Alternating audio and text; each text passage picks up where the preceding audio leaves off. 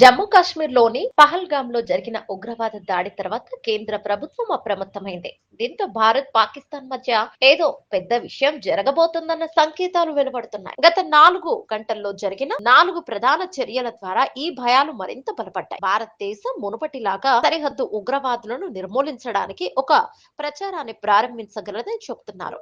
2016, 2019లో ఉగ్రవాద దాడుల తర్వాత భారతదేశం సర్జికల్ స్ట్రైక్స్ నిర్వహించింది. 2 సర్జికల్ దాడుల్లో 500 మందికి పైగా పాకిస్తాన్ ఉగ్రవాదులు హతమయ్యారు. దీంతో భారత్ మళ్లీ తమపై విరుచుకుపడుతుందేమోనని పాకిస్తాన్ ప్యాంటు తడుపుకుంటోంది. ఉగ్ర దాడి అనంతరం ఎప్పుడు ఏం జరిగిందో తెలుసుకుందాం. హోంమంత్రి షా ఉన్నత స్థాయి సమావేశం. ఉగ్రవాద దాడి జరిగిన వెంటనే కేంద్ర హోంమంత్రి అమిత్ షా కశ్మీర్ లోయకు చేరుకున్నారు. అమిత్ షా స్వయంగా మొత్తం విషయాన్ని పరిశీలిస్తున్నారు. కాశ్మీర్ లో Amit Shah LG Manoj Sinha senior army అధికారులతో సమావేశాన్ని నిర్వహించారు. సమావేశం తర్వాత ఎవరిని వదిలిపెట్టబోమని అమిత్ షా హెచ్చరించారు. ఉగ్రవాదానికి మనం తలొగ్గపోమని ఆయన స్పష్టం చేశారు. ఈ సంఘటన స్థలాన్ని అమిత్ షా స్వయంగా పరిశీలించారు. లోయ వాస్తవ పరిస్థితులను పరిగణలోకి తీసుకున్న తర్వాతే తదుపరి వ్యూహాన్ని సిద్ధం చేస్తామని కేంద్ర హోంమంత్రి అమిత్ షా చెప్తున్నారు. ప్రధాని మోదీ సౌదీ పర్యటన రద్దు. పహల్గామ్ లో ఉగ్రవాద దాడి జరిగినప్పుడు ప్రధానమంత్రి నరేంద్ర మోదీ ఆ సమయంలో సౌదీలో ఉన్నారు. అక్కడి పర్యటనను రద్దు చేసుకుని మోదీ వెంటనే భారతదేశానికి తిరిగి వచ్చారు. నివేదిక ప్రకారం ప్రధాని పాకిస్తాన్ గగనతలం ద్వారా కాకుండా వేరే మార్గం ద్వారా ఢిల్లీకి వచ్చారు.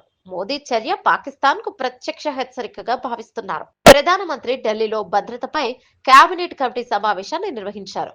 భద్రతపై కేబినెట్ కమిటీ అత్యున్నత స్థాయి కమిటీ. ఇందులో భద్రతకు సంబంధించిన ప్రధాన నిర్ణయాలు తీసుకున్నారు. త్రివిధ దళాలతో రక్షణ మంత్రి భేటీ. పహల్గామ్ సంఘటన తర్వాత రక్షణ మంత్రి రాజ్నాథ్ సింగ్ త్రివిధ సైన్యాధిపతులతో సమావేశం నిర్వహించారు. ఈ సమావేశంలో 3 సైన్యాధిపతులు తాము సిద్ధంగా ఉన్నామని చెప్పారు. దీని అర్థం ప్రభుత్వం తదుపరి చర్య కోసం ఏ నిర్ణయం తీసుకున్నా దానిని సులభంగా అనుసరించవచ్చు. చివరిసారిగా పాకిస్తాన్ లో వైమానిక దళం సర్జికల్ స్ట్రైక్ నిర్వహించింది. వైమానిక దళ కమాండర్ పాకిస్తాన్ ఆక్రమిత కాశ్మీర్ లోకి ప్రవేశించి 2 వేర్వేరు సర్జికల్ స్ట్రైక్స్ లో 500 మందికి పైగా ఉగ్రవాదులను హతమార్చారు. పాకిస్తాన్ లో భయానక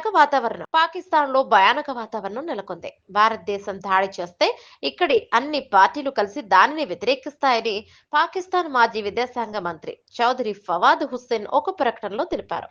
ఫవాద్ కంటే ముందు పాకిస్తాన్ రక్షణ మంత్రి ఖవాజా ఆసిఫ్ ఈ దాడిలో పాకిస్తాన్ పాత్ర లేదని అన్నారు. ఉపగ్రహ నివేదిక ప్రకారం పాకిస్తాన్ వైమానిక దళ విమానాలు రాత్రంతా పాకిస్తాన్ సరిహద్దు చుట్టూ చురుగ్గా ఉన్నాయి. నిఘా సమాచారాన్ని సేకరించడానికి పాకిస్తాన్ 2 యుద్ధ విమానాలను మోహరించింది.